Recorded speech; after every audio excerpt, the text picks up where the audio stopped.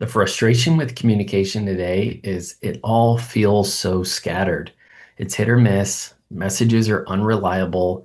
Some get through, but many don't. What happens is urgent feeling messages dominate, and those are the only ones that get your attention. And so it creates this weird dynamic where people start making the stakes higher and higher just to feel heard. And then everything gets lost as noise. This leaves you, the founder, the operator, the leader, very scatterbrained. And you're forced to be listening to so many different contexts, but you're not fully present in any one of them. So you're half listening, you're probably exhausted, there's decision fatigue, and you don't have this sense of completion. And the reality is, it's probably happening for your team as well. They are frustrated too, and they never quite know how to reach you or each other, which channel to use, if the updates matter, because there's probably going to be another update that comes right after that that changes everything again. So trust is taking a huge hit right now, and communication is becoming the bottleneck instead of the support line. So the reason why this happens is actually pretty simple. When leaders and teams step into the field, then we lose that sense of connection. There's no shared approach, and communication becomes improvised. So everyone's talking, right? But nobody feels heard. No one is getting helped. There's plenty of messages going around, but nobody's sure what deserves attention. The result is you carry a load just decoding all the time what is actually relevant. And you're trying to scale your business, but everything is just scattered in the process. And that doesn't create progress. It turns into plateau because you're going to get exhausted before you ever reach the goal. So the paradigm shift here is to turn that improvised, everyone's kind of chattering in their own way, and you want to equip people to communicate effectively in the field where they're working. Because in the field, that's where the pressure is high. That's where the terrain is very unfamiliar. That's where reliable communication is the mission critical piece. When you give your team a framework, this is how we communicate when we're not together. When we are all doing our own thing, this is how we keep doing the main thing. You take scattered chatter and you turn it into really strong signals that keep you together. You're giving clarity, you're giving away confidence, and that's going to help you grow your capacity and stop burning out because now you can delegate. You can see this thing happening through others. But communication is foundational. So, what I want to recommend is for you to design your own communication framework. Communication has to be prepared, and communication has to be practiced. When you think about your communication, don't think of it as we're just trying to keep up, everybody's shouting over each other. Think of it this way: all communication, no matter how messy it feels, can actually fit into one of four categories. Now, I just picked four so we could simplify this, but think of them as like four terrains. So it's like, hey, when we're in this terrain, these are the tools that help us communicate. When we're in that terrain, we're going to use different protocols, different pre-decisions to communicate there. And then when you identify for yourself and then for your team how you will continue to communicate in these different contexts, then you're going to be able to navigate much more readily. The first terrain that you need to learn how to communicate in is the terrain of direction. Whenever you need to communicate the direction of your team, your brand, your community, this is all about how do we point the way, right? This is about clarity and confidence. So the team needs to know why we're moving in a certain direction, what the emphasis is, what success looks like. These are the messages that are best delivered in writing. Writing in that kind of context is going to be the best practice because it can be established, it can be revisited, referred to, it can be put in front of people, and we're all moving in that direction. And then you can present it in so many different ways. Direction has to be leader initiated. So the rule is simple. It's a clear message that becomes the anchor, and it's going to set the course and give the team the compass that they can begin to make plans with. So think of it this way. It's not just like the vision statement, but it's the direction that you could publish, and the team would know I can now make plans of my own for my department or for my area based on what you just published. If you feel uncomfortable with that, then you need to go to work on that. All right. The second terrain in your team communication is the idea of teamwork. There's just a context of things we talk about that's all about getting us to move together and work together and figure stuff out. Generally, this is going to be our operations and our execution. So it might include things like project management, but it also might be role clarity. If you did the writing thing in this terrain, it wouldn't go over the same way. So you need different tactics, different tools to be effective. Teams move best when they're aligned in real time. So synchronization and alignment is really what we're aiming for in this terrain.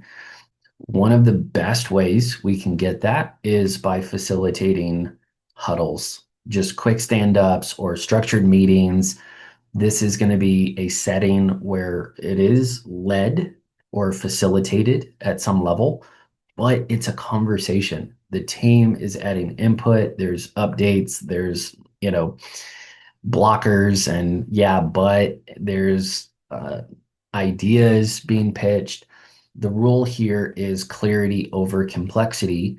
And we're accomplishing that by bringing decision makers together, by enforcing proximity and getting the contributors to actually build consensus. So the communication here is not about everything we just wrote. It's about the outcome of getting the right people together. So bullet points, deadlines, briefings, after action reviews, things like that. Everyone leaves knowing exactly what to do next. That's how progress is going to stay on track. So again, different terrain, different kind of way to communicate, but really effective when you match it with the right objective. The third category is this terrain of what I'm just going to call landscape. This is your situational awareness. This is all about reading the terrain ahead of you. And your leaders, your team, they need to have ongoing updates about what's happening, and you need to know the same thing. So it's kind of like sharing updates or intelligence in your context and then getting feedback as well. This is a totally different terrain. So the team needs to scan the terrain together. It's happening fast, it's agile, it's not about really digesting anything. It's more about having the confidence that nothing is pulling you away right now. It's permission to focus, and also identifying what a relevant focus should be. This concept of landscape-based communication is best done in a cadence. So the best practice here is cadence style communication, check-ins, checkpoints, progress reports. This format needs to be more factual, more concise. Just tell me what I need to know so that way I can move on. And the reason we're not spending too much time with this is because we're going to do it so often. You're pulling in a lot of situational awareness, you're sorting it, and then you're serving it back to a lot of people. So one to many, but in a way that is relevant. This is really helpful when you have someone who cares about this specific terrain and they can help create basically like a little private podcast for your team. It could be, like your own internal news source where, you have one single source of information, but it's a real service to the team to keep that consistency. When you centralize these updates, you're going to eliminate these scattered FYIs and you'll replace them with real-time intelligence that leaders can actually act on. The fourth category is the people terrain. And this is really important. It's a huge part of our culture. I think the thematic phrase here is, build your base camp, strengthen your relationships in the team. This is all about connection. It's all about culture and a sense of community. There is place, absolutely, for slowing down, having face-to-face conversations, getting to know one another, recognizing how people are contributing, encouraging, coaching. This keeps your team resilient under pressure because they're not going to isolate. They're going to open up when they're going through a hard time, and they're going to have a way to process it together. The comms here are going to be more interpersonal, and we want to be sensitive to that, making space for the right kinds of one-on-one conversations and group dialogues. I want you to think of like campfire kind of stuff where the day is done, the work is done, and now we get to retreat and we get to restore that sense of community. Just think about that it's got to be built in. Yes, you can have rhythms the same way you have a cadence, for that situational awareness terrain, but really for the people side, it's being like encouraging of those kinds of spaces. And that's how you're going to safeguard trust when you get to the faster moving or the more permanent and established forms of communication. So how do you actually get started without overwhelming your team? It's not like you want to just have this whole overhaul, right? The first thing is call a timeout. Tell people that communication matters and you want to make it better, and say, we are going to make things better starting now.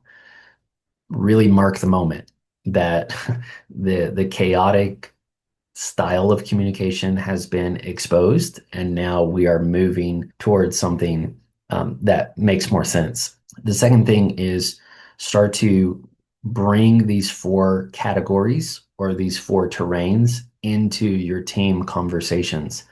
Start using examples. Begin to practice categorizing. Okay, that's direction, that's teamwork, that's situational, landscape. Okay, that's people. And just start thinking in those four contexts. Okay, which terrain are we actually in right now? And then how do we show up really prepared? Then you're going to go to work. This would be number three. And you start picking the right tools, the right tactics for each of those contexts. And then take it slow, do it 30 days with your direct reports, and then involve the next, tier of your team into it. And then always have number five, that built-in feedback loop. Always be leaning in saying, is this really working? And what do we need to be working on next? The result for all of this is pretty clear.